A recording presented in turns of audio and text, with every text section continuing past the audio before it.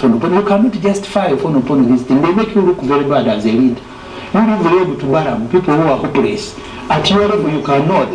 But you're on TV justifying because you beat up every people who are hopeless. I know Ofono Opondo can pretend, but he's not. Whereas that's who they are. In Kawembe, you beat up everybody, journalists, tens of them. Media houses had to withdraw. What militancy were the journalists exhibiting for you to beat them in Kawembe? For me, that's a key matter, and I hope one day you'll invite us here to discuss the character of the elections. You beat up journalists, you beat up citizens, and conveniently you come on TV and say, nope, is copying from FDC militancy. What militancy did the journalists copy and copy from who? Don't justify wrong things, you two leaders. Publicly, you can, I don't know, maybe you need to offer an apology like in 17. So, my worry is not what you are saying, that political parties are fractured, they are scattered, they are fighting. How many pockets now? Each one of them, whether it is one party or not, as long as you face the same circumstances. When Nope was coming up, one of them thought that as FDC had failed, they have been subjected to the same or even worse conditions. People being kidnapped just because they have put on red. They have ended up in basements. Some of those arrested in 2020 have not been released, except the ones who have apologized to Museveni through Baramu, and now he said for you can go home. So really, the strength that they want to exhibit of a mass party of what, supplemented by the military. Even a party of one person, if you give me the military and the police and the ISO, and I behave like the NRM is behaving, I will have 90% of parliamentary seats. We are climaxing the month. It's been rather dramatic. Something like a roller coaster of a month. Events happening every day in series, from a diplomatic rift to the chaotic NRM primaries. Now we're talking about the president's apology to the nation, cited Buganda and the entire Uganda. And the icing has been all about political parties. Two new political formations have come on board. Do we look at them as new kids on the block or old wine in new bottles? As we navigate the complexities and the dynamics surrounding 2026 elections, do these parties really have anything to deliver on the political landscape? Well, that's one of the questions among several others that we'll be asking our panelists tonight. Honorable Semuju Ibrahim Nganda, a frontliner and member of parliament for Kira municipality, now with PFF, spokesperson of the PFF.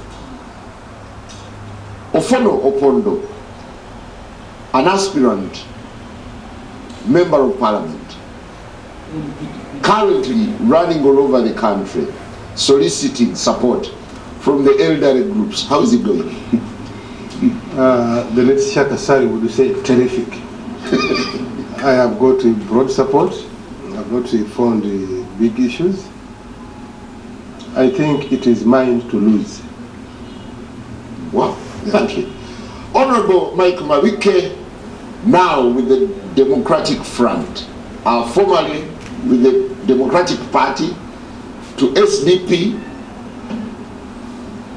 to the DP bloc, now Democratic Front. Good to have you. Yes, he's among the founders of NO. Do we... What a rich history. Do we call you a migrant? A political migrant? A beautiful record. A very beautiful record. A nomad? No, not really. A strugglist. A strugglist. Good to have you. And we also have a very privileged to host the Honorable Chris Balyomunsi, Doctor, Member of Parliament for Kikizi, and the Minister for Information and National Guidance. Good to have you. Thank you very much. I'm happy to be here. How do you measure knowledge? I think no knowledge is below the belt. I have said so. So you want me to justify away, but I'm told Chris Williams with the knowledge, substantial knowledge of health is in ICT. Chris, knowledge is in health. Honorable Chris, there's something. Minister is the political supervisor. Honorable Chris, Yes. maybe this would be for the side show, but Yes. why are you so mute on the German UPDF fallout as government? No. You mean myself or government? Government. Well, we don't have to talk on everything, especially when we are handling diplomatic relations. There are things which we do which necessarily do not have to come to the fore. But we do a lot of diplomatic exchanges between the Ministry of Foreign Affairs and the other country. So not everything has to be in the media. Yeah, but what's playing out now is that UPDF has literally taken over the role of the Ministry of Foreign Affairs, coming out with all proclamations. Not really. You see, when the Ministry of Foreign Affairs is handling foreign relations, especially diplomatic communications, they don't have to be in the media. It can be country to country, embassy to embassy. So for you, what you see may be what is on social media, but there's a lot of communication. Okay, behind the scenes, what are you doing? We are harmonizing the relationships between the two countries. You realize, And there is no cause for alarm. The relationship and the partnership between Uganda and European Union and Germany has no crisis, is normal. okay, to what extent do you find the exchange from the UPDF regrettable? Well, there are those exchanges which sometimes are necessary, but we have internal mechanisms within the government how to control some of that communication. And not everything that we do, we have to hold a press conference. For instance, if we hold somebody accountable within the government, we don't have to go outside. We handle it internally. So we have sufficient internal mechanisms to bring harmony in terms of communication. Honorable Semuju, would you love to start on that note? Which not. The UPDF German ambassador fallout. No, I think you're starting the story in the middle.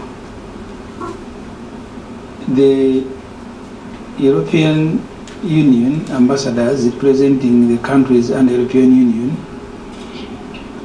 going to Salim Saleh, who as of this year holds no government position, was in itself irregular.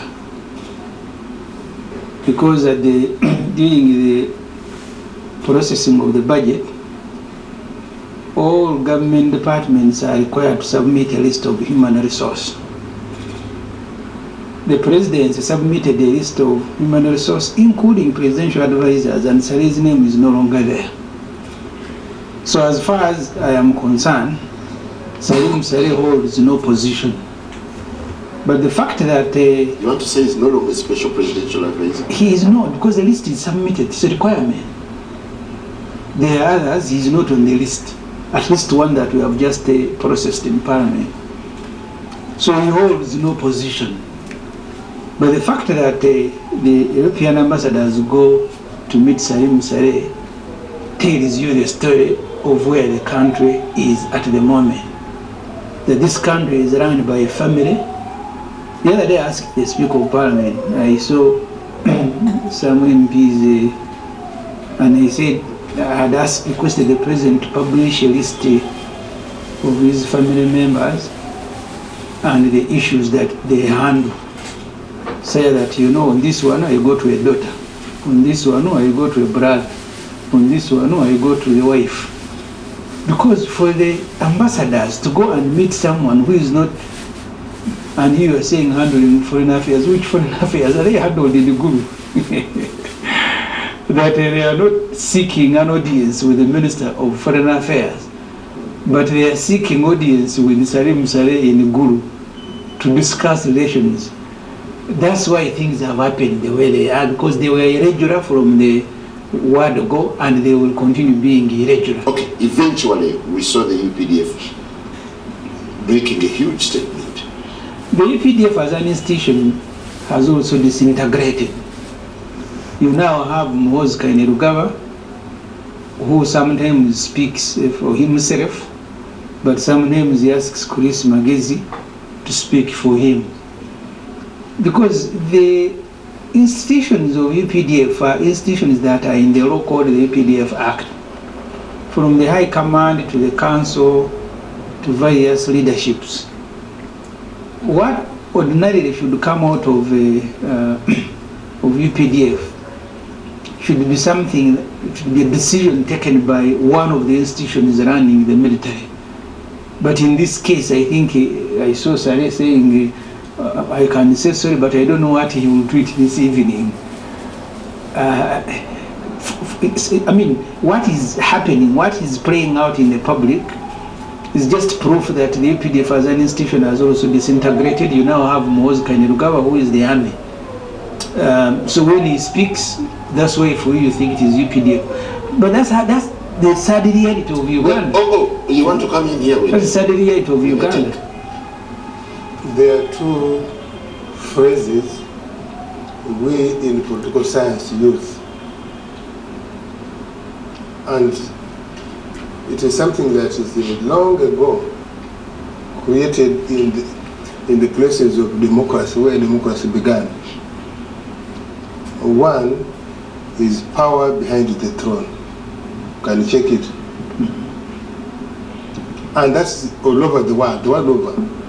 There will it's a global practice. Yes, there will be power behind the throne. The ones who you don't see but drive things. And then there's another one, corridors of power. So if you put these together and you're a practitioner, you cannot ignore. You might find that Honorable Semuju is a member of parliament, but the people who drive parliament may not be the people who sit there. Things originate somewhere and come to parliament. And therefore that should not be a strange thing, that there are many people in the country and outside the country who know if they have something they want from the government of Uganda, they will go via those people. Diplomats make pilgrimage. Yes. And to power behind the throne. Yes. Okay. Only this year, we saw in America a man called Elon Musk. Yes, A man called Elon Musk. In America, they were referring to him as the Prime Minister, non-elected Prime Minister of the US. And so you have seen what he has been able to do. And so if America can have somebody who works for the president, even when he's not in the Senate, even when he's not in the Congress, when he's not in the House of Representatives, in Britain, similar. You have just elected a new Pope. Do you know who controls the Pope? So, this is the fact of political life, and another life really, so to speak. Now, like Honorable Chris has said, there's a lot of, when there's outburst, you can appreciate, because the UPDF people know, probably, not even probably, in detail, what is going on. And sometimes you reach a level and you're too angry by people you thought were friends, but they are stabbing against the back. And so that outburst is, for me, is understandable. Now, when it happens, it may not be the right thing to do. The government machinery sets in, kicks in, and the matters are harmonized eventually. Now, for them to go to Sare, they live here. They live here, so I think they are close. But that does not mean that the Minister of Foreign Affairs is not doing something. Do you find it awkward that it's the UPDF now shouting at diplomats? No, I don't find it awkward. This is not the first time. This is not the first time. Does it make it right? No, it is right in the circumstances, because they're the ones who know what they're dealing with. And in politics and international relations, you actually need a shock therapy. What do we see from the American president, for example? So things have changed in the world. Sometimes you need that shock therapy, because you see, these Europeans, for me, I have said elsewhere that they are grandchildren of colonialists. These diplomats here, you see the Europeans one, they are grandchildren of colonialists, grandchildren of slave traders. They think we blacks, we Africans, don't have heads. And so you need that shock therapy for them, in my view. So that they say, oh, so we can be answered, we can be tackled rudely also. So it's tough love. Yes, you're spending tough love for them. Yes, for me. And you know, the role I've been playing, actually, I've been also doing a hard tackle. So I think we need that shock therapy for them to realize that Africans today are at a different level. You don't just lecture to us. Look at their double standard. And you see, that's what angers people. Look at what they are doing in Palestine to the Palestinians. But they have audacity to come and lecture us on human rights. If I was still in the role I have been playing, I would have answered them probably in a similar way. I would have answered them in a similar way. But you have answered. So what they got was light. I think what they got was light.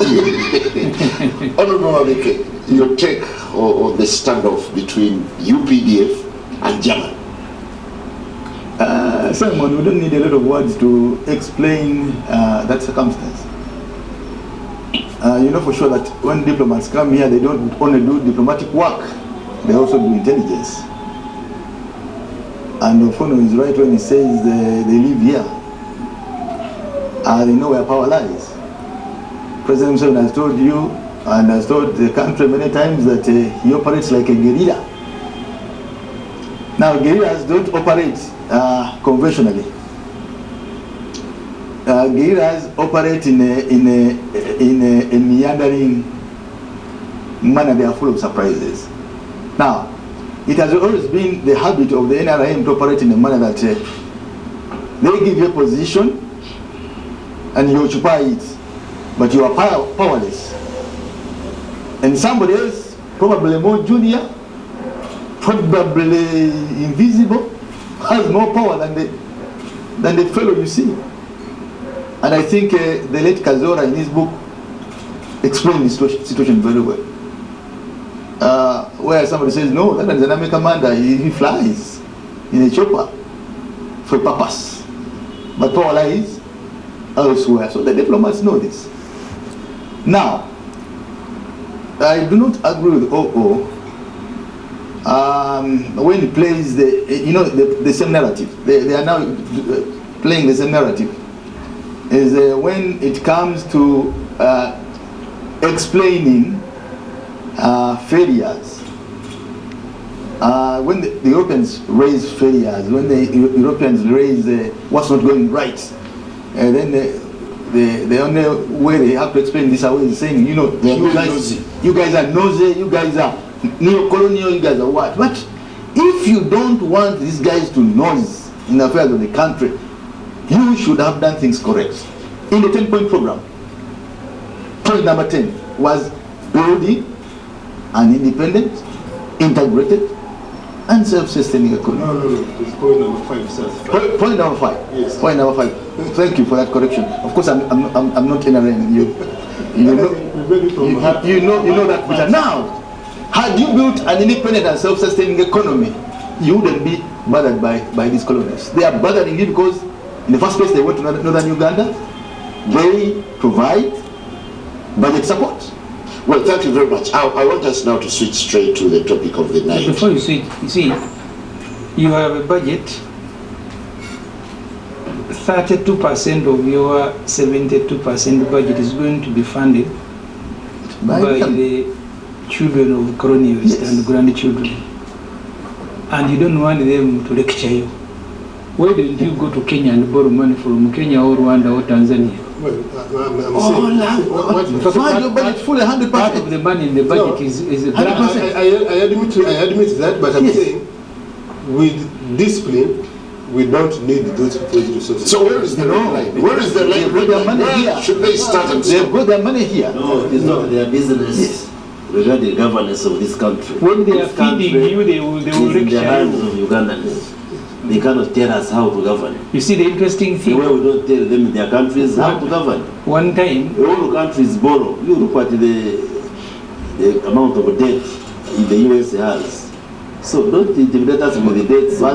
So you see, Simon, one the fact time, that we get the money from IMF World Bank is not an excuse for them to come. So you feel donors cross the red line when they get into issues of human rights abuses?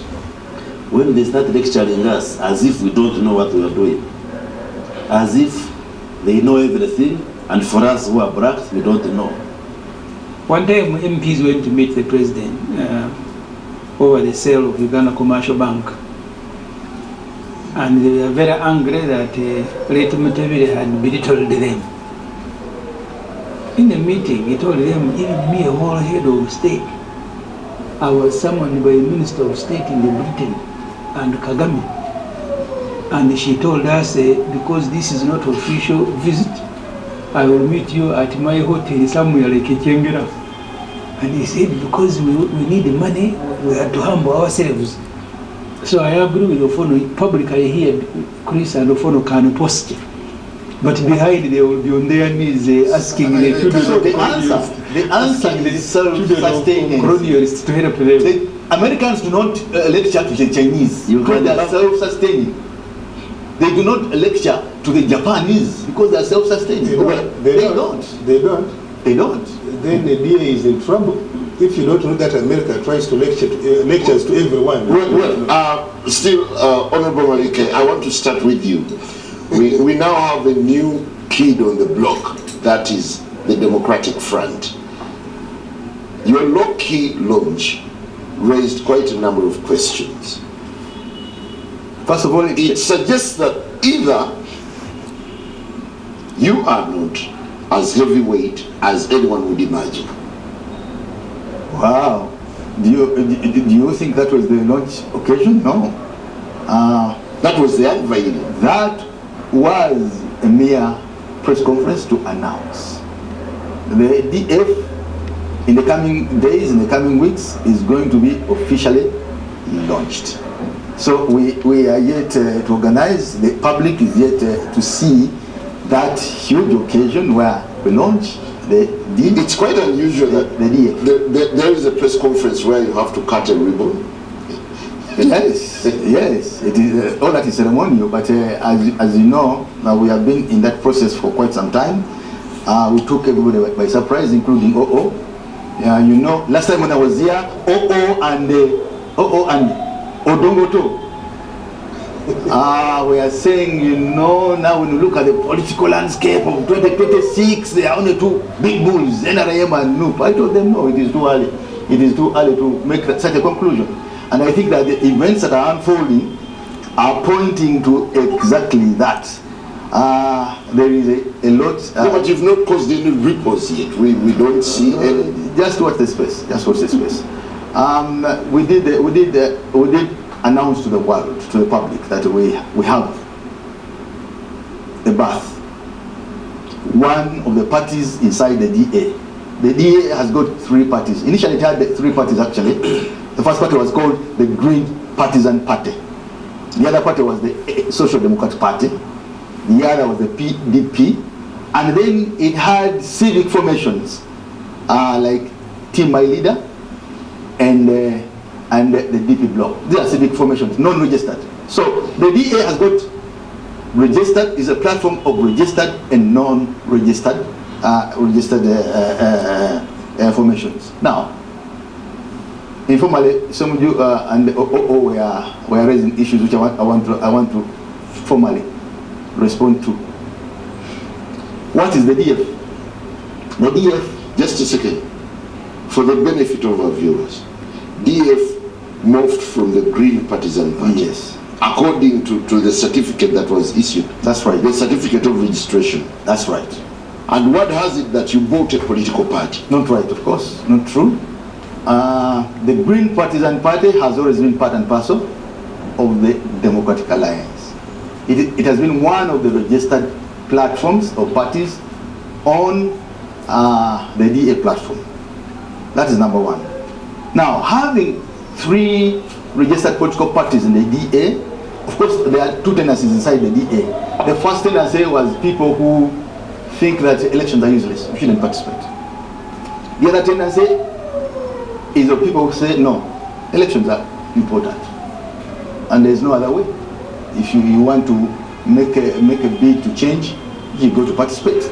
So those who want to participate, I think about the following.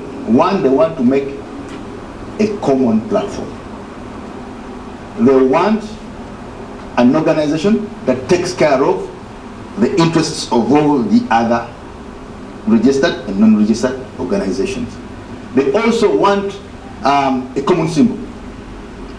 So, among the 3 parties now on the DA platform, we are ultimately going to unveil one single formation that is going to take care of the interests of all the other. Okay. We have called it a frontline organization. Some thought have deemed DF as a group of disgruntled fellows.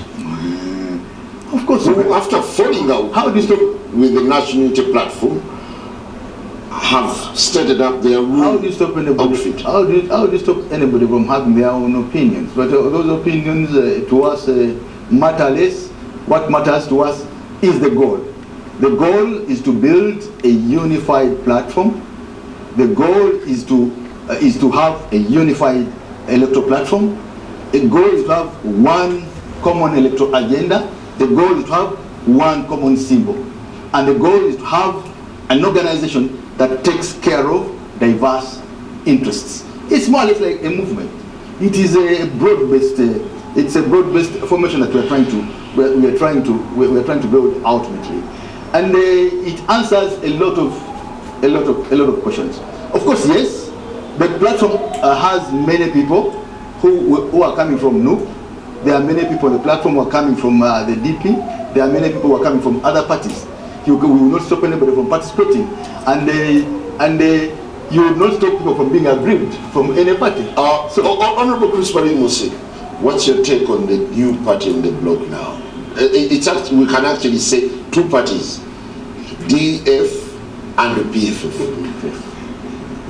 Well, you see, on the register of the Electoral Commission, we have close to 40 parties that are registered. 26. How many? 26. 26, okay, whichever number. But many of them are not known. So now it has become a habit to go and shop and buy some of those moribund parties that are there and try to put some color on them. But many of these, with due respect, they may fail to thrive. There is a condition in the medical field, we call it failure to thrive. You give birth to a live baby, but the baby fails to grow even when you feed it. It just keeps losing weight. So you suggest their shelf life is limited? Is limited. So like DF, what would you say? PFF. You see, first of all, some of these parties, like you have said correctly, they emerge out of grievances, conflicts, fights, and they do not have a strong ideological ground upon which to rally members to follow. A party like PFF, because you quarrel within the FDC, then the following day you form a party because you have just disagreed. That doesn't sound a strong reason for you to start a political party. And my fears are some of these parties may fail to thrive, even when you inject them with the growth hormone, they may not grow. The same with the DF, same with PFF. I doubt whether... So you want to say they're stunted on arrival? On arrival. Or dead on arrival? maybe not dead, just stunted, and they are underweight. You know, like you give birth to a baby, and the baby is weighing 0.3 kilograms. Severely. Isn't this the same way you despised the National Unity Platform at its onset? And look, it gave you a bloody run. No, who tells you? Where is the NUP in Karamoja?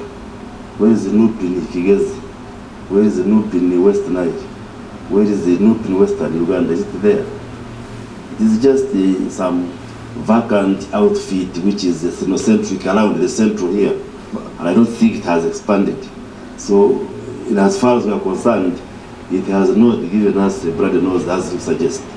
Thank you. NRM remains strong. So even these new emerging parties, why do they welcome? One small thing, of course, President Museveni wouldn't speak in a manner. Balyomunsi is speaking. Balyomunsi has never started a party. I am not President Museveni. Yes, he wouldn't, because he is the founder of your own institution. The NRM emerged out of a quarrel with UPC. Thank you. Honorable Semuju, you've had the reservations and, of course, the misgivings that sections of the country have about your new formations. You see, because of the nature of the politics in Uganda, I think at the presidential level, it will remain a referendum on whether Museveni should continue or not. So the person who raises hope among the opposition candidates will automatically become the main candidate. At the parliamentary level, parties and independents in Uganda still have an opportunity to join parliament. I was in Ghana after J. Rawlings, only 2 parties emerged. But they also, in terms of parliament, are almost at par. The first parliament after J. Rawlings, I think the ruling party was 2 MPs more than the opposition. The numbers keep fluctuating someday, but they don't go beyond where you have one party dominating. So in Uganda, that is going to remain the case, that as long as you have Museveni and you have a state party, and they are very proud to be part of the state party, he tells you that there is no NUP in Kigezi. There was a time all those areas were UPC. As a younger boy, we used to line up the roads to welcome Obote as he was going to Bushenyi. At that time, there was no any other party. Obote Nyamurunga. Now you know where UPC is. So state parties in a dictatorship will have the same strength, and doesn't matter which country, as long as they are state parties sponsored by the state, use the military, use police to supplement their efforts where they are weak. So yes, our parties can be dismissed by the Minister for ICT because of the nature of elections and the political environment in Uganda. I joined the parliament as FDC. Even in this parliament, we were 32 MPs at the beginning until one was removed. I think UPC now has about 10 to 11 MPs. DP, Yes, 7. about 7, 8. There are also other parties with 1 MP each, and then independents. So in Uganda, someone asked me in the media, and I told them we need to look at the objective for which parties are formed. I went to the UK in June 2000 with Ofono Opondo to observe the elections. Both of us, I think Ofono had just left the media. But the party that went on the street to celebrate had become number 3 in the election, the Liberal Democrats. Their growth, their forecast was that they will grow by 2-3 parliamentary positions, because they were 38 and they became 51. So they were on the street ahead of Labour to celebrate, because they had exceeded their expectations. But there are also parties of one person, parties, Green Party, and so on and so forth. So you need to judge parties against the objectives for which they are formed. And I'm not saying our parties are similar to all the small parties in Europe and America. But the point I'm making is that these parties, when you have legitimate disagreements and the country allows you to form a party, I think for me it is better for you to start a party than remaining and quarreling all your life. I have a case in my village this morning. Guy who is a border rider went and set his entire family on fire. He also died, 6 of them. So when I inquired from the LOCs and police, they have had disagreements. Maybe police wanted us to say Najanankumi and fight. Unfortunately, when you don't have the military, for you can, in your party, the military can beat you if you disagree with the owner of the party. He can even attempt to throw you away. I don't want to repeat history of what happened to people like Chris at one time. So the state party has mechanism and it has power. It has power to force discipline, even when there is no discipline. But Honorable Semuju, yes. Just when we were trying to acclimatize and get to know what PFF is all about, a new party hit the scene. Do you think someone is going to steal the shine from you? And besides, are you shooting in the same goal, or you have... I don't, by the way, consider ourselves as a new party. I don't. Because am I new? There's Dr. Messi new. Our party was stolen by these 2 fellows who are putting on here. You wanted us to be like a DP who are in Mbarara, but they first make a pilgrimage to Salim Sale. Is that what you wanted us to do? For us, these conditions were forced on us. I had actually said I would remain FDC until when I end politics. I didn't know that Ofono Opondo and the Chris will no internal mechanism to handle conflict within the party. But the internal mechanism were overrun. Chris, you remember the party chairman had to scale down because of Chiefs and police. When we had the FDC delegates coming from Busia, they were being beaten by Chiefs in the presence of police. When we had the delegates conference at Katonga here, we were being surrounded by police. So if it was us handling the FDC matters, we would have handled them. You have to blame NRM for that. I am blaming the state. What does the arrival of these 2 new forces bring onto the political scene? The Igbo say you can know a ripe corn. Corn is maize. You can know a ripe maize by just looking at it. By looking at DF and looking at PFF, the content there, the people there,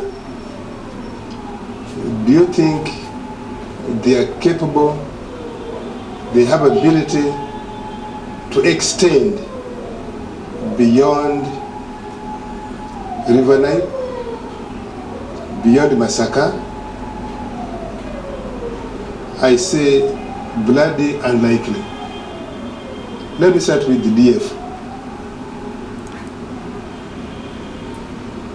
All of them are fallouts, debris from DP, from the other parties.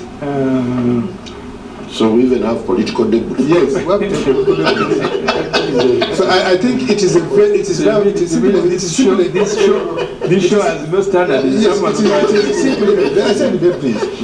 Yeah. Broken pieces of something. Yes. I think they are being formed to secure immediately, first of all, to cleanse themselves of accusations from where they are coming. So you try to form a political party so that you cleanse yourself in the eyes of your former supporters, and if possible, keep your parliamentary seat. I think it is mainly made for that. The people who are disagreeing in the no, the people who disagree with the no parliament, the recent fallout, they want to keep their parliamentary seat. So I don't think, oh yes, they can say what they want, what they are saying, but I don't think their real intent is to expand beyond their respective constituencies. Yeah, but the argument is that they are coming to breathe fresh air into politics. Why didn't they? Honorable Semuju said they are not new. Yeah, for us, we are not new. Do you really think that Honorable Mavik is coming to breathe freshness? I don't believe so. Yeah, but it's okay. But it is also okay, like Chebe said, wrote in his book, I think things fall apart. The lizard that falls from high Iroko tree to the ground can praise itself if nobody is willing to praise you. So, Honorable Mabike, my brother Mpuga, they are free to praise, to say we are coming to breathe freshness in the politics. But why are they in? Why are they in DF? Because they are running from somewhere. They are being chased. They are on the run for the last 2 years now. Honorable Mpuga, my brother Mpuga, and so I don't give much attention. Yeah, but they can keep their seat. In shooting them down, you seem to be elevating the national inter-platform as the force that you're contending with. And then PFF, you remember when the disagreement broke out in the FDC, the people who are now in PFF, what had they wanted first? They went to court, you remember? They first tried physically to go and grab the office of FDC in Najanankun. When they utterly failed, they went to court. You can play back. What about Semuju here saying they are going to dissolve FDC? They went to court. They fought over bank accounts. You remember signatory? Who's the right signatory? They failed. Forming PFF was a last resort. How can they remain a little relevant? I think my brother, Honorable Semuju, is a good MP. And I think in his mind, and I said on this show, by the way, that he cannot be an independent. And I think this is simple information for him to be the spokesperson and also to help him hopefully keep his seat. And I would want Honorable Semuju to keep his seat because he's a beyond MP. Beyond looking at them as political survivors, and these the new teams that you feel, if there was an agenda to advance, they can't be new, because where they came from, they have been our adversaries. They have been our political adversaries who have been in a tangle with them, so they can't be new. Now, so in the form of impact, at least against NRM, I don't see. Now let me conclude with the question of no. You said we dismissed. No, we didn't dismiss. We said no was and is a wave. A wave can stay on for a while, and we are beginning to see that the wave is actually subsiding and also disintegrating as we speak today. First of all, it has failed in the last 4 years to expand beyond its original place.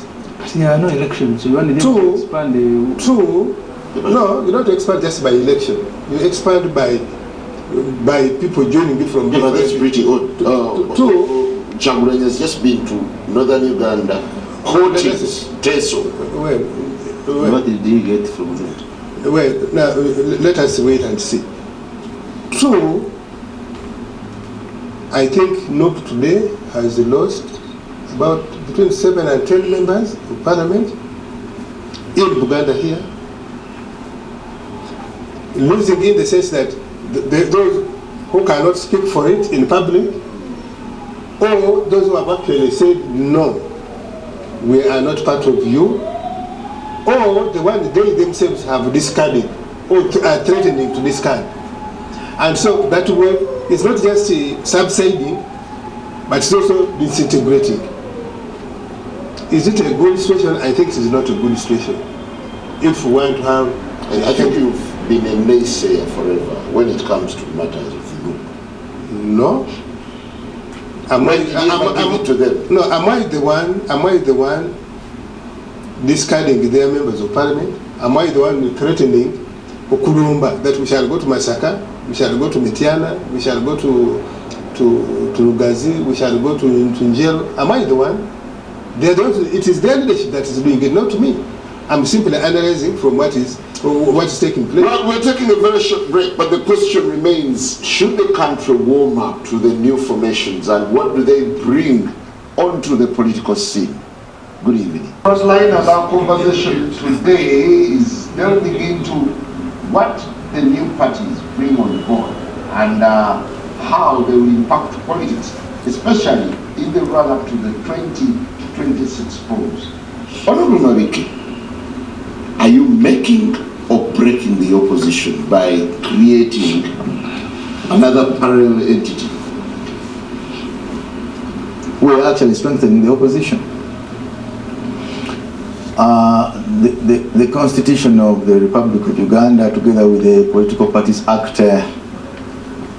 stipulates that it is a right of every Ugandan to associate or disassociate. It is your right to join a political formation or party, and it's also your right to leave it. And it's also your right to form another.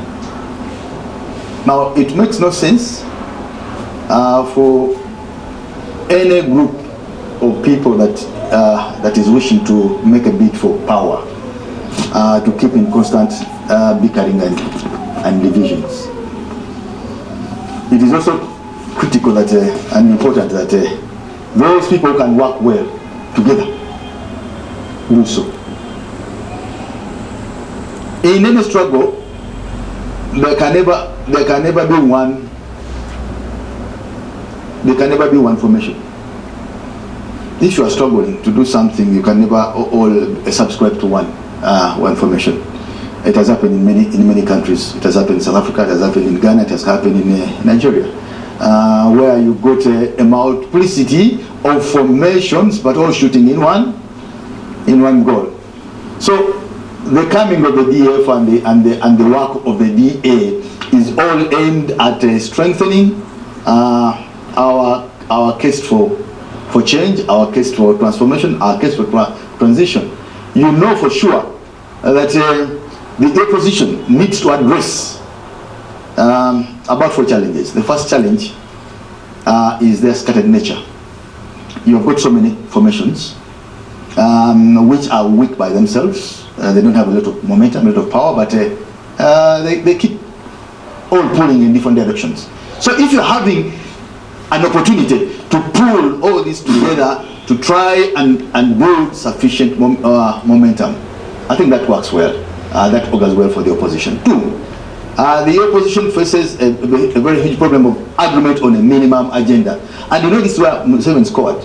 When he was fighting in 1980, he at least tried to convince all the fighting groups to adopt a minimum agenda. There must be some agreement among all change-seeking forces on what alternative program we can do for Uganda, at least minimally.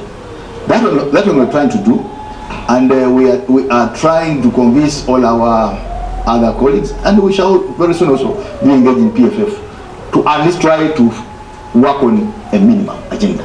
The other element, of course, which you know, is the issue of a common symbol. When you are faced with an organization like NRA, but I think you have to first fight the trust issues that form the biggest baggage that you have to carry. Yes, trust. I'm coming to that, and I say it. Now, when you're facing these ones, of course, and you have had them here, of course, they wouldn't speak any better, these 2 gentlemen, about the PFF or about the DF, whatever they said, I expected anyway, they wouldn't do anything better. But when you're faced with them, or an opponent like them,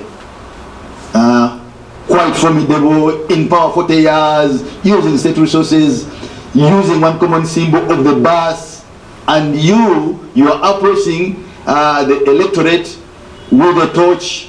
One is with a torch, the other is with a creed, the other with there's a community. And the other is the community.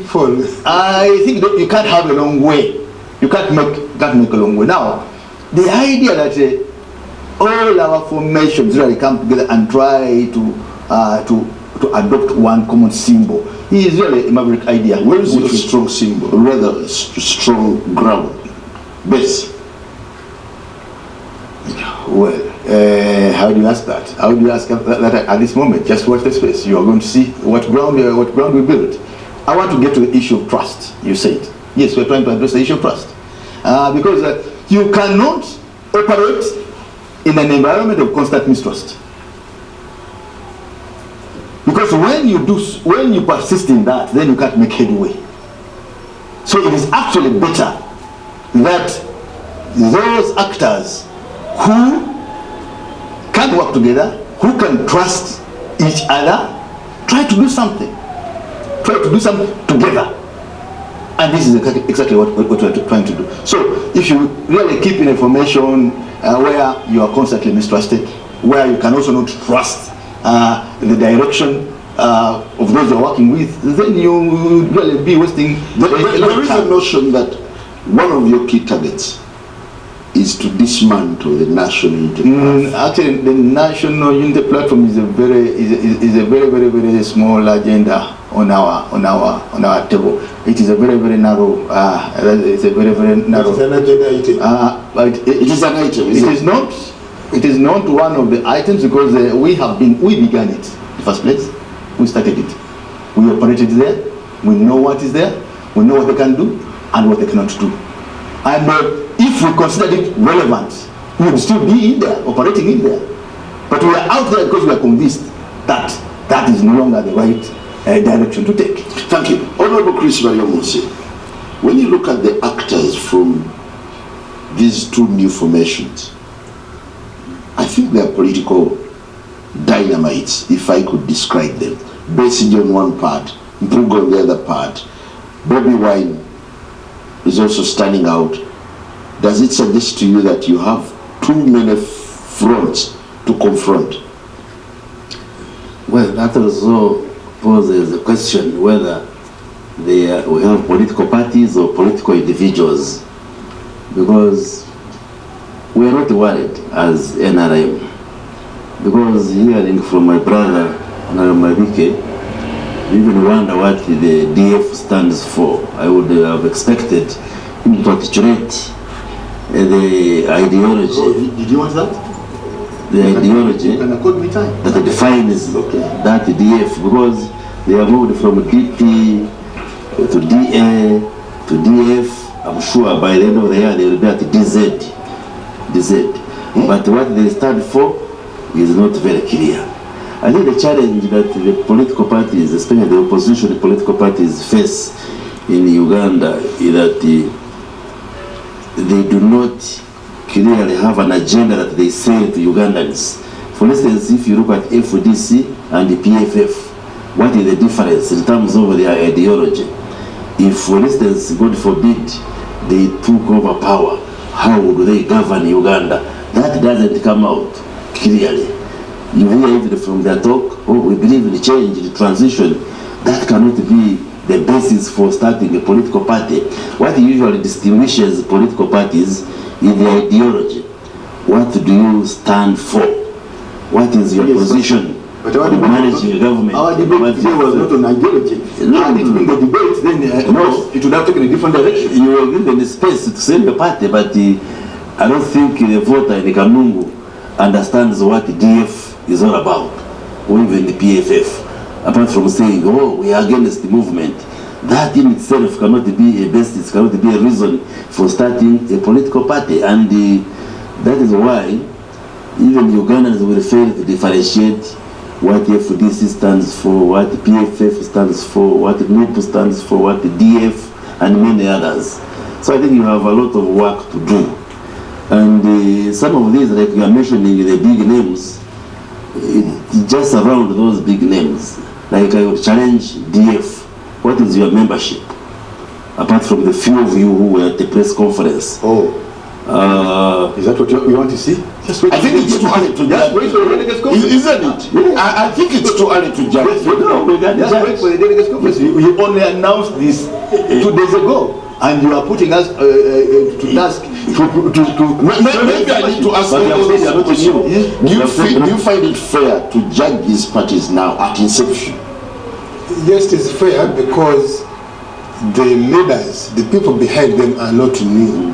We know them, we know their content, we know their capacity, we know their style.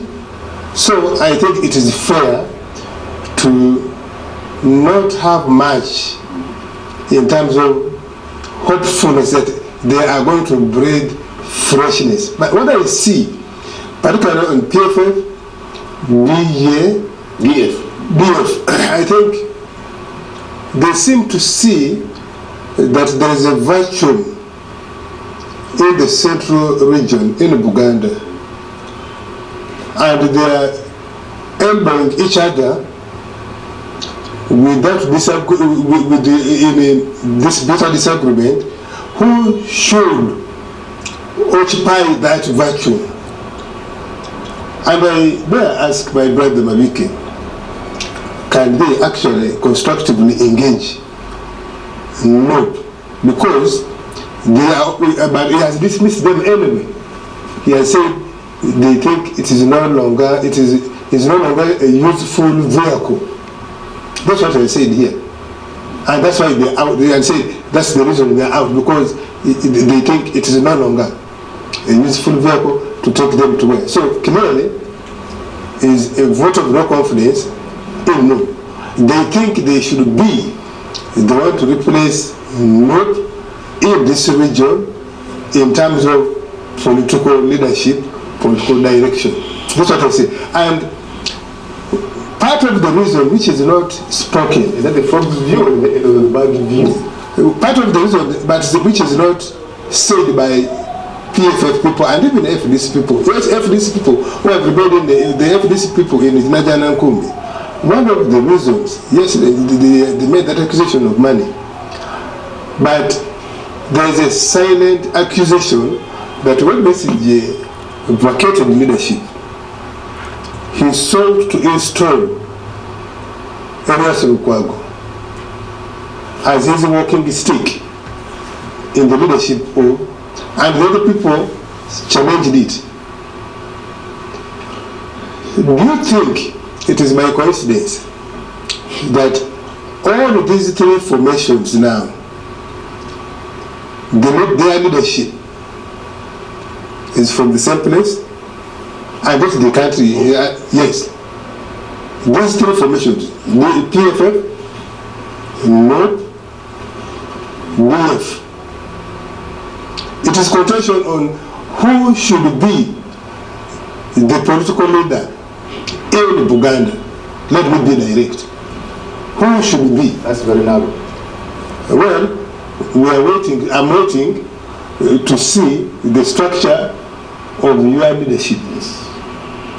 At least the structure of the leadership of NOP is same, of PFF is same. The people who are on the steering wheel is there. So the contention really is, they don't want to speak about it, is who should be the political leader elected in Buganda. Well, and that's why I say I doubt very much that they can go beyond the river line and Honorable Semuju, how do you dispel that notion that you're an ethnocentric outfit, another Buganda outfit? But the leadership of PFF is known. When we're starting PFF, first of all, we started with an interim leadership, because in our view, if we are not stopped by the state and partly by the court, this was part of the state. This was the FDC leadership. The chairman of the party, the vice chairman, the deputy president, the Honorable Elias Lukwago, became acting president because the president remained in Najana Nkombi. But the chairman was the chairman of FDC, the Honorable Salam Musum was vice chairman, I was speaking for the FDC. In fact, we haven't elected leaders for PFF, we are waiting for the certificate. But the leaders remain as they were in Najana Nkombi, Ofono Opondo, they haven't changed. I just to interject, you are the one just described there, when our first topic here. about Jerusalem and why people leave the Ministry of Foreign Affairs and go to Jerusalem. You're the one who said that there are some people who have position, official position, but actually the power is elsewhere. So yes, you may be having those people, but the real power in PFF is between you and Mukwago. Hold on, let's give him space.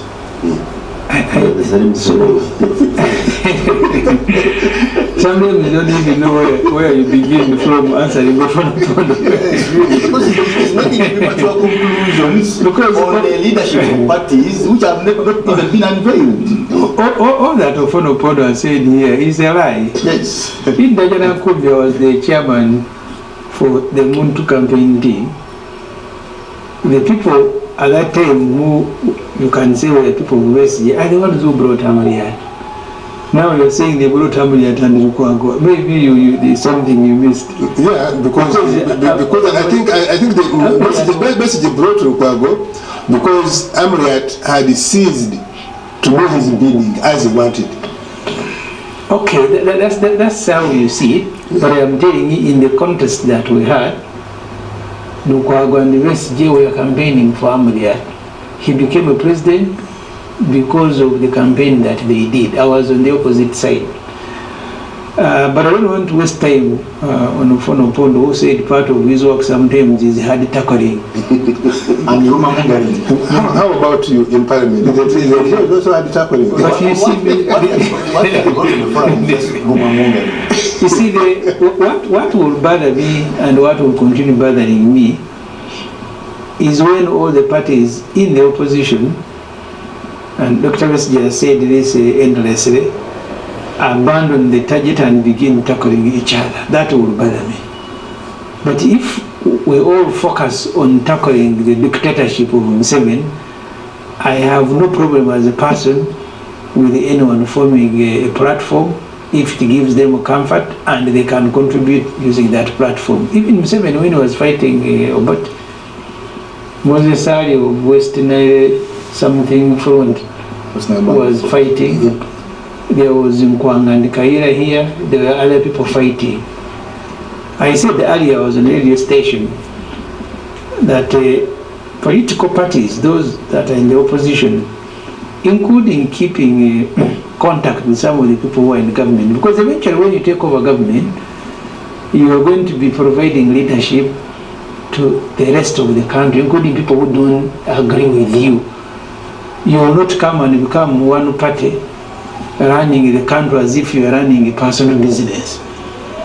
The parties in the opposition, as of a necessity, will need to be discussing with each other how to fight the dictatorship, but also discuss how to govern the government when the dictatorship has fallen. I have said here many times, what Ofono Opondo is accusing us of here, General Muntu, at least in particular, has told me many times, when they were fighting Obote, they thought that as soon as Obote is removed, things are going to be okay. It didn't occur to them that the same people who are fighting Obote will be back in the trenches now fighting Museveni. So we need, as a country, not just only political actors, to agree on the minimum on how to manage and run the country.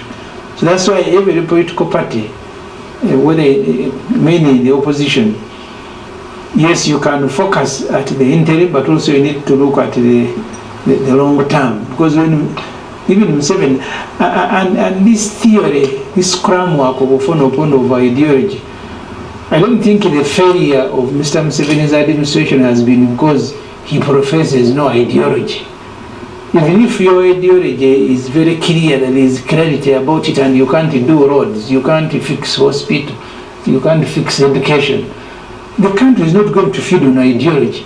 That every day you will be lecturing them as if you are in a Muchaka class. Well, thank you. Okay. So whether you have an ideology or not, as long as you can deal with the social services in the country, the roads are good, the health care is good, education is good, people have jobs. Let me tell you, even if you don't... education was created under the Navajo regime. Chris, I sat senior 6 in Masaka Secondary School were 121 students. Only 4 of us came to Makerere. You mean the rest of the students were stupid? 95. You mean the rest were stupid? Us who managed it, we were not sleeping. In which school? Masaka second. No, in which school there is a 100%. Proceed to Okay. Well, I think that's diversionary. Honorable Chris Balyomunsi, for a while you've accused Loop of playing dirty, immature politics and all the other imperative. I saw him warning this Chris Balyomunsi. All So he has become adjectives that you have given. half. Don't you think these are the credible alternatives that you should be eyeing if you were to talk about democracy? Well, in terms of high fertility for political parties, you can say it's a democratic state because there is freedom of association. But again, what do they have to offer? No, look at the character of the lead promoters of these outfits. Yeah, look at the PFF. Message has been on the scene, but Ugandans have not appreciated what he stands for. He has not been able to articulate his points that he can lead better than the current establishment. So, from hearing Honorable Mabike, do you think Ugandans are convinced that they can drop NRM in favor of Honorable Mabike as the DF? I doubt. So, in my view, Ugandans dropped NRM for a new NUP. When? In 2021. Forget that. Oh, so NUP is the only charge of the country today? The military. The military is in charge. Well, in your mind, you might be thinking that it is the NUP which was taken over in 2021, but I just want to remind you, it is NRM that won in 2021, and that's why it is in government. And when I look at the landscape of the opposition parties, I don't see a credible party that has garnered that clout and support to be able to overrun NRM in the near future. I doubt. Even the group you are praising, in my view, like all said, it is shrinking. It was just a wave, just produced a number of members of parliament, but what show have they been able to put in the parliament in the last 4 years? Yeah, but in the name of democracy, and maybe at a time when we're looking at transition as one of the hot subjects, don't you think these are the people that you should look up to, sit with them, relate with them? We do relate with them, of course, as a ruling party.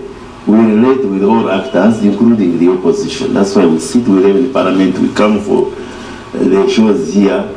But the point I am making is that none of them still comes out that is a credible replacement of NRM in as far as the current dynamics in Uganda are concerned. If you just see the bickering within the opposition, can that lead them to leadership? You have a strong FDC, they are bickering over petty issues, they split.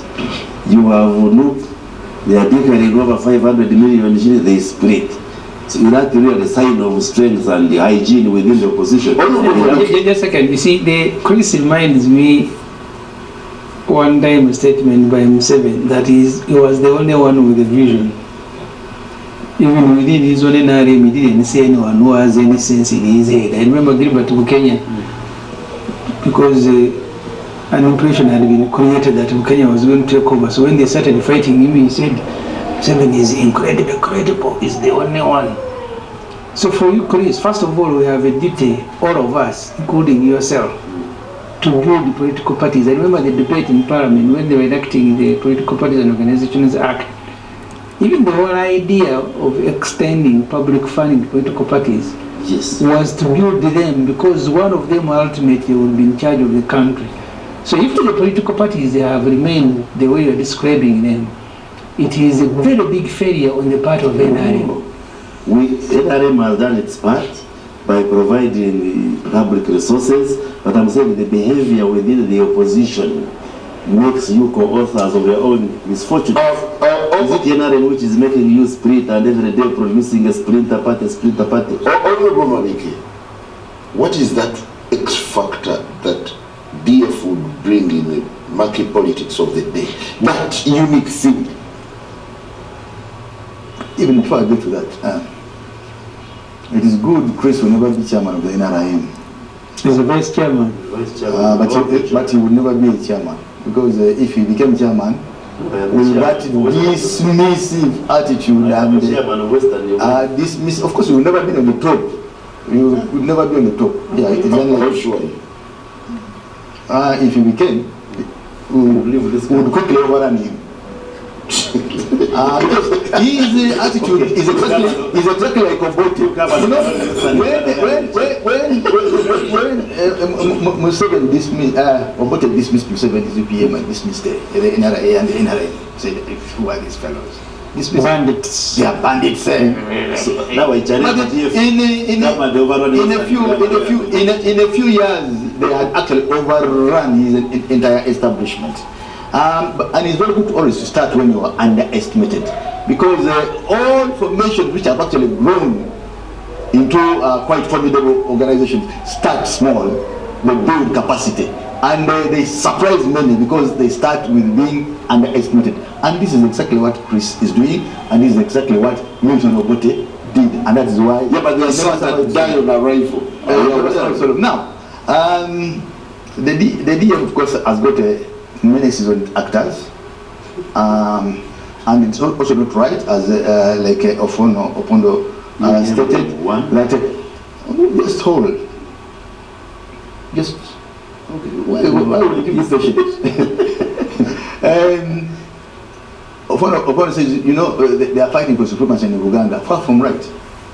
None of us is fighting for supremacy in Uganda. We have had an agenda, and I think he knows that for quite some time we have been behind so many efforts. Yeah, but the first impression created that you were a few elements from Uganda. Yes, of course. It is not fair for anyone to make a premature conclusion how many Bachiga do you have? about the P. How many Bachiga were in the National Congress as parties were starting? How many?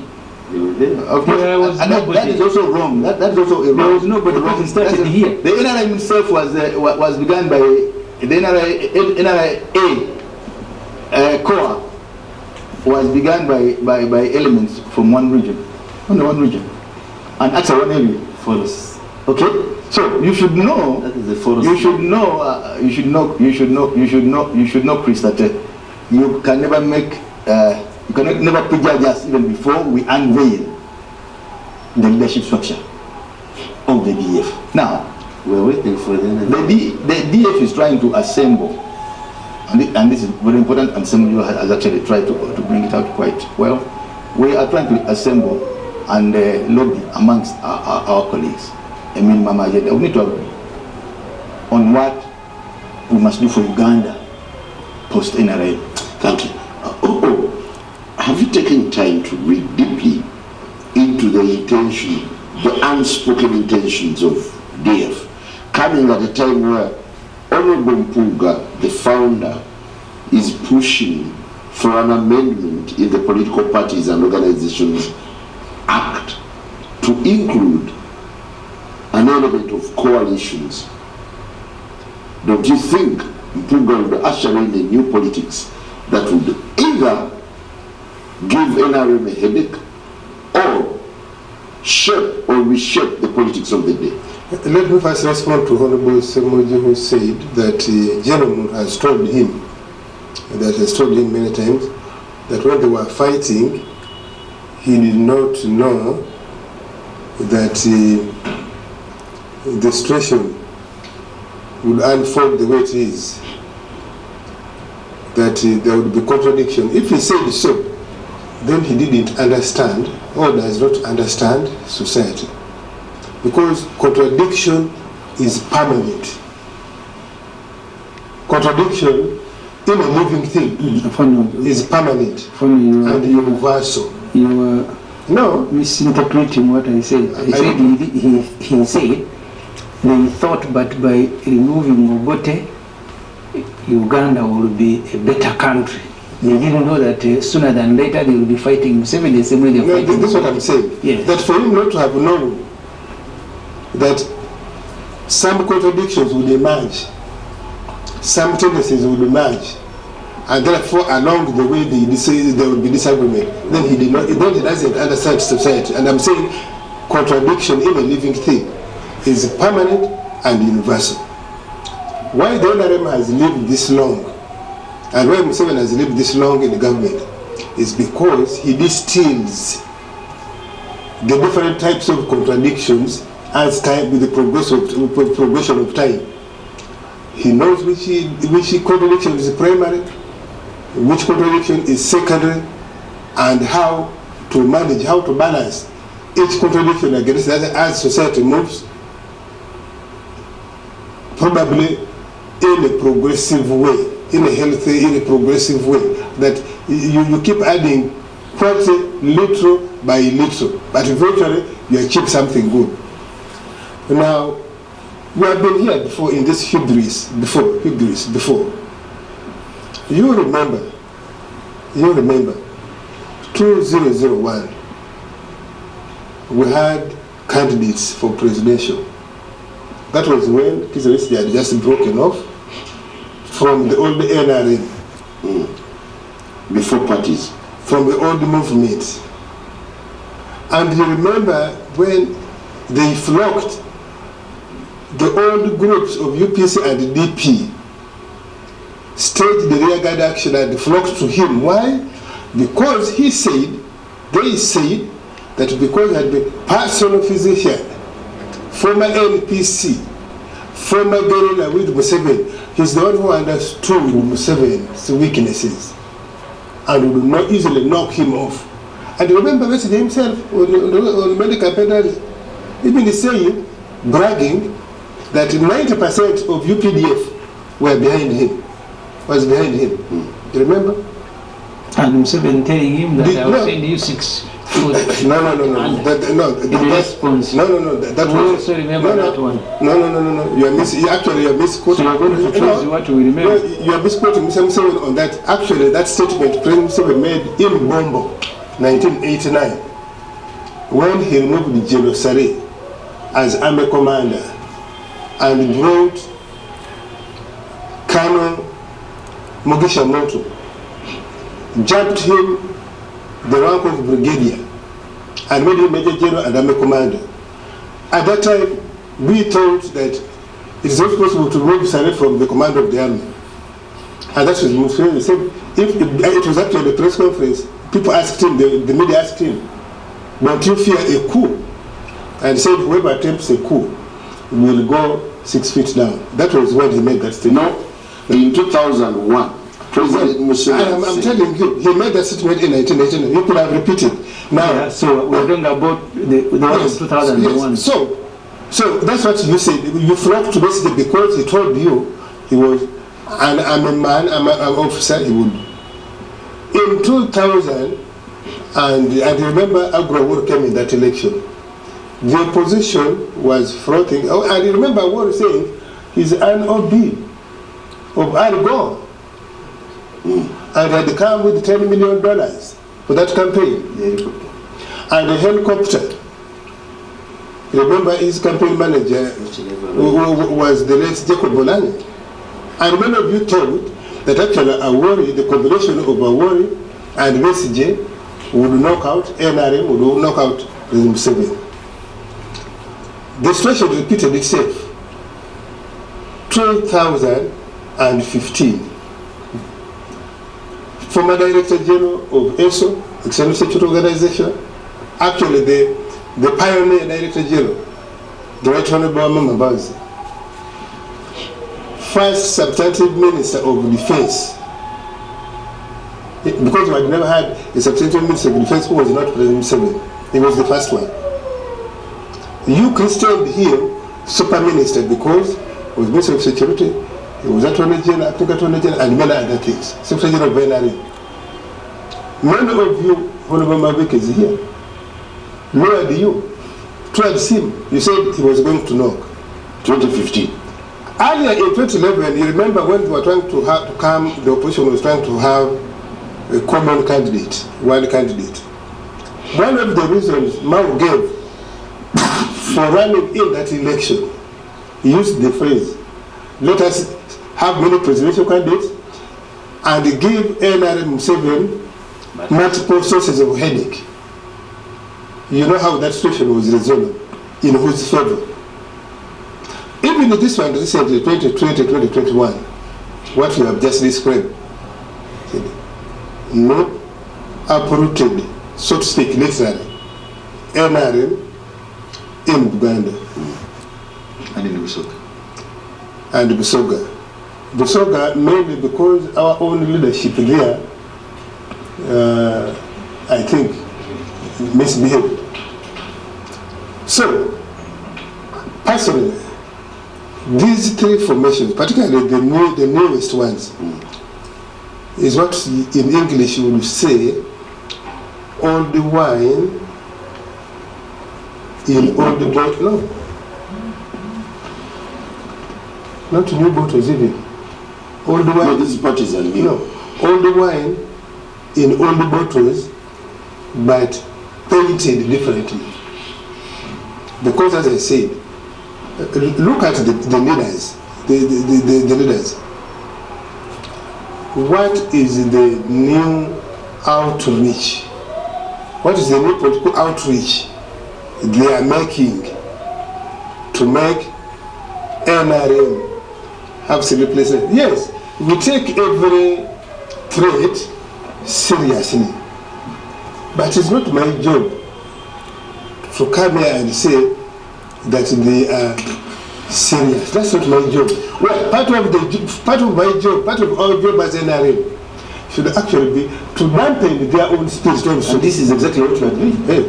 To dampen their own spirit publicly, because yes, I know you will not. I know you will not admit that what you are really fighting for among yourselves is supremacy in the region where you come from. Well, are these new parties old wine in old bottles, painted new? Will a conversation on the new political parties and what they promise to bring onto the political landscape? Honorable Semuju,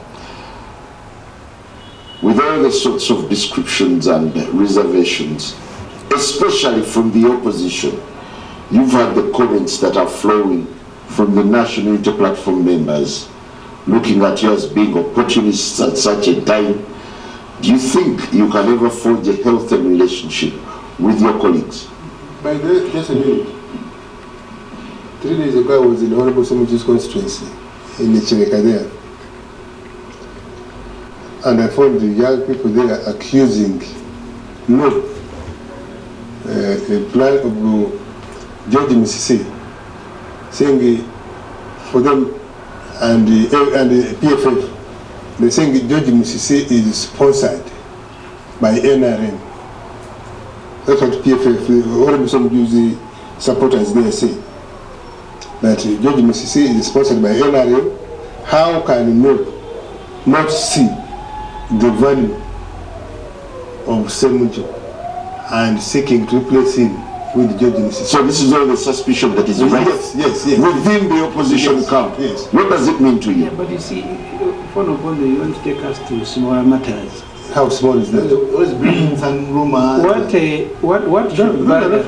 You may call them so. What should bother? I think that's not small. What should bother every Ugandan is the brutality, the kidnapping of people. I was in court today, even after clocking 180 days in prison. The courts in Uganda still lack courage to release Dr. Kizza Besigye.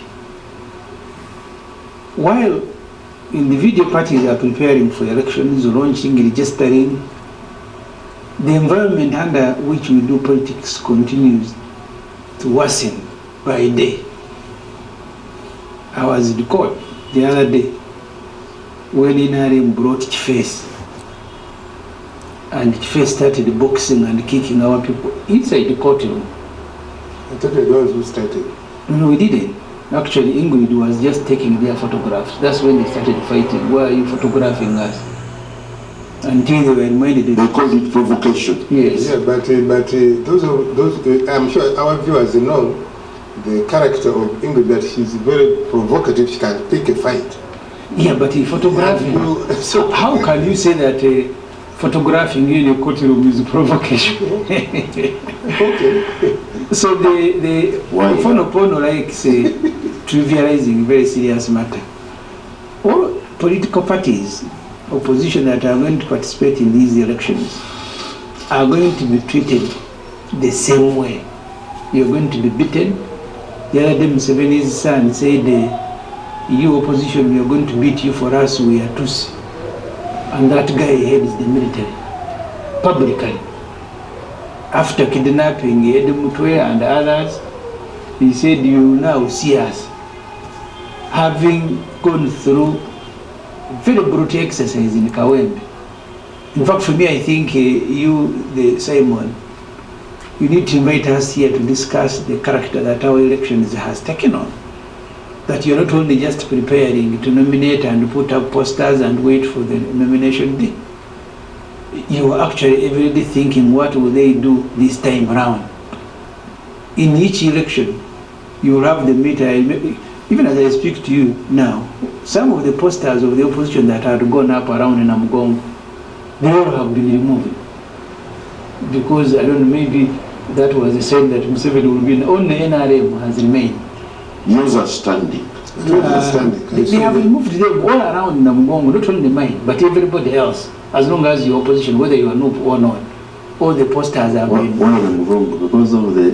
Because of, yes, I think Museveni now. I passed there yesterday. Museveni will go to I passed there. But we go there with the helicopter because they passed there yesterday. The roads and the posters. I passed there yesterday and I saw posters of a lady called Naruyima.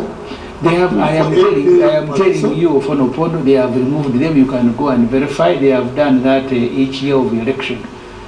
When Museveni is going to visit, even when he comes to speak, like last time he was meant to come to Chira, including billboards for which he had paid money, they were all removed because he doesn't want to see opposition. But I see them in Kira, in Nigeria, the billboards are all over. And I'm not sure the president will fly in a helicopter to land in Namugongo. Pass through those roads. I have told you the environment under which we do politics, Chris. You can choose. You can. Is that why you accuse each other of being? You can choose to. Of being NRM agents. Moles. You remember they said that about Muntu. You, who nominated Amriyad, you turned around and said he had got that money. Really, Honorable Semuju, I think you need to be honest with this. You're contradicting yourself. Yes. When you're speaking about Muntu, you said contradictions are normal. Even Muntu who brought Museveni now is fighting him. But you, so that's surprised you that I can bring Abuyat and we'll fight. But each time you make those accusations. So don't divert me. Ofono Opondo and Chris, I want you to address the issue of the character that elections have taken over in Uganda. The issue of brutality, kidnapping people, having a CDF swearing to beat the opposition and teaching them Runyankole and locking them in his basement. You two who speak for the ruling party, tell us whether you are happy with what happened in Kawembe, where the thief goes to court and he says I was cheated. Everybody saw armed vehicles. You want Balyomunsi to give your response? Yes, both of them. They should tell us because you see. In a minute, Honorable Chris. I can tell you. That's a very interesting question. That the answer is, since we went multi-party, we have seen the emergence of extremist, belligerent political parties. FDC itself, the language I've been using, now MOOP itself. When you look at Kawempe, who started the militancy, the belligerence, the fighting, forming a parade, marching as if you are an army, and so forth. So it was MOOP which started it, actually the one which So not triggered the current reaction from the CDF? Absolutely. Okay. Absolutely. Do you share the same opinion? And I've said so here. I've said two things here before. I said the militancy, belligerence, the bravado of NOB is copying from the FDC of BSJ faction on the Semuju here, in the hope that it will suppress its opponents, especially from NRM and any other.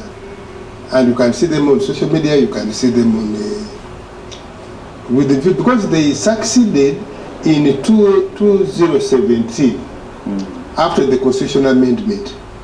And they think that if they continue that way, they will paralyze everyone, and therefore it is necessary. And I wrote an article 2-3 weeks ago. I said, this rise of militancy of NOB, if not confronted, dismantled, we shall not be able to. So you are uploading the CDF on? I don't agree with brutality, and I've said so on this show.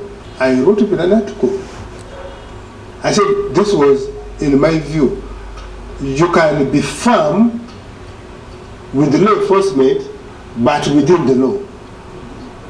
You can be firm, decisive, but within the law. And that's what NRM stands for. So what is mean? And unfortunately,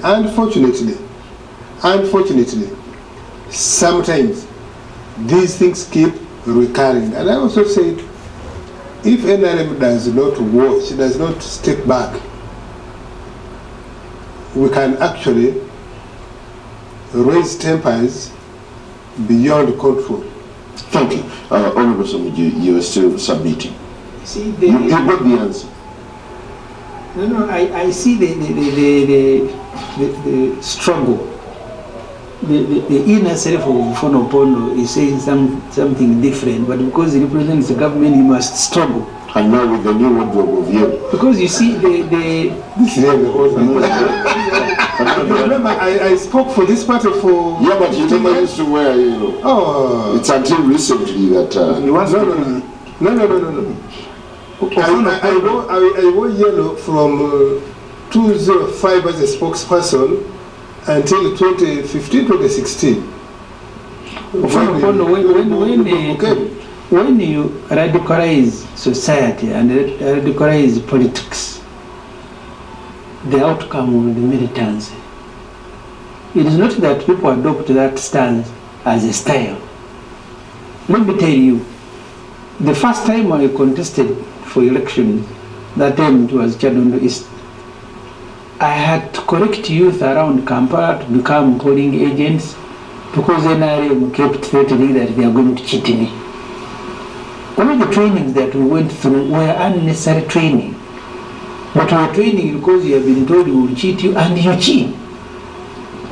That has to stop. You cannot be cheating elections, and then people who are training election watchers, you accuse them of militancy. In Kawempe, tell me, if Kyagulanyi had a parade at his headquarters, why were you brutalizing journalists? What were the journalists doing? We were also militant. The journalists that you beat, that were locked in drones and beaten. So what militants were the journalists exhibiting in Kawempe Opondo? But you cannot justify Ofono Opondo this thing. They make you look very bad as a lead. You will be able to baram people who are hopeless. At your level you cannot.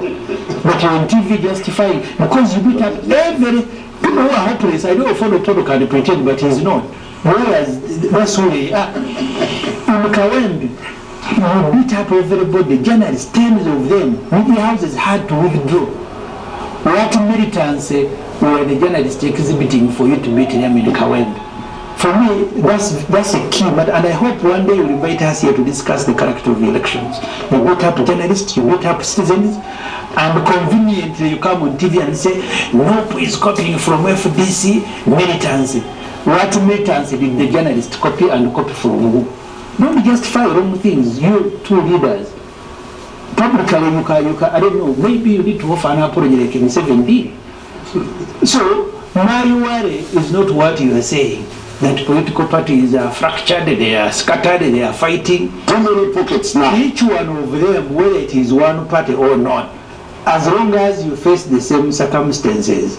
When Moto was coming up, one of them thought that as FDC had failed, they have been subjected to the same or even worse conditions. People being kidnapped just because they have put on red. They have ended up in basements. Some of those arrested in 2020 have not been released, except the ones who have apologized to Museveni through Baramu, and now he said for you can go home. So really, the strength that they want to exhibit of a mass party of what, supplemented by the military. Even a party of one person, if you give me the military and the police and the issue, and I behave like the NRM is behaving, I will have 90% of parliamentary seats.